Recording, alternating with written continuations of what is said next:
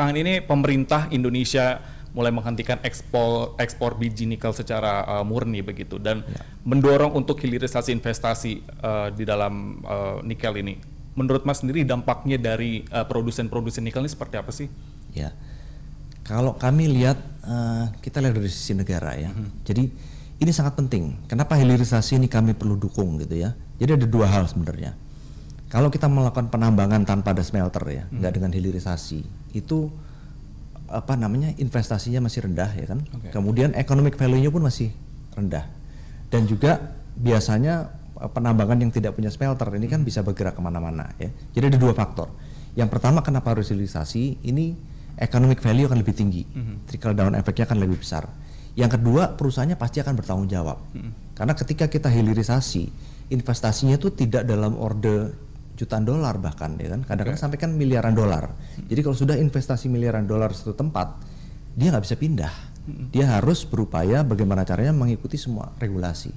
Nah ini yang membuat jadi penting ketika smelter sudah ada, pasti dia akan lebih terikat lah istilahnya si provider nikel provider smelternya ini supaya bisa memenuhi regulasi. Oke, ini kan diketahui kalau dulu beberapa tahun yang lalu Presiden Jokowi kan sempat bernegosiasi dengan Amerika begitu ya, yang mana kalau memang pingin mendapatkan kita nikel ini kita harus menjadi barang yang jadi nih, bukan dari mentahannya sendiri. Berarti itu bisa dikatakan langkah yang tepat ya? Iya, tentu sangat tepat. Karena pasti akan meningkatkan economic value di negara kita gitu. Makanya ini adalah sebuah langkah yang sangat-sangat penting dan saya rasa kita semua harus dukung itu. Oke, Mas Bayu, kalau untuk dari harga nikel nih saat ini seperti apa sih kondisinya? Sekarang ini kalau kami melihatnya ya dari PT Vale ini cukup tinggi gitu.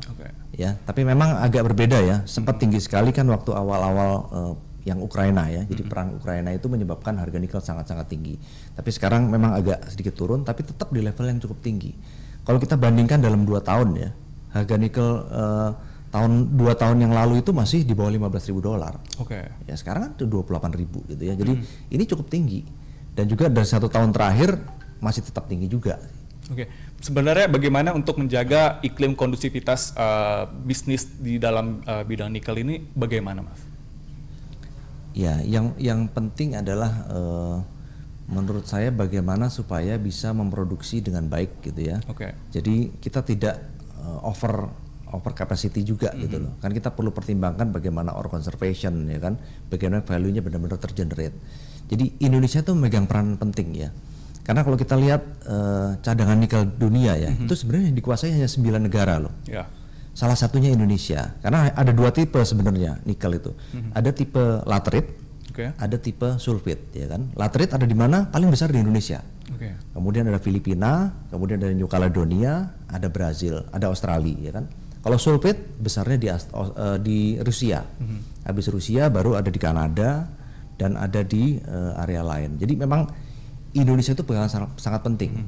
Kita sekarang di data Wood Mackenzie juga, jadi cadangan Indonesia itu sekitar 22% nikel di seluruh dunia. Jadi value-nya Indonesia itu besar sekali. Tadi untuk perbedaan dari 2 itu sebenarnya bisa dijelaskan Mas kayak gimana? Nah, itu perbedaan karakteristik ya. Jadi kalau laterite itu biasanya kadarnya, bentuknya pun masih ya seperti tanah ya. Jadi kadarnya itu cukup rendah sehingga perlu prosesan yang sangat tinggi. Kalau model nikel sulfit itu kadar nikelnya memang sudah tinggi, sehingga pemrosesannya akan lebih simpel gitu. Nah ini bedanya. Kami juga punya di Vale itu di Indonesia kita tipenya laterite gitu ya. Pemrosesannya cukup kompleks, tapi penambangannya lebih simpel. Kalau operasi kita yang di Kanada itu tipe sulfit, penambangannya rumit ya kan, tapi pemrosesnya lebih simpel karena dia di bawah tanah.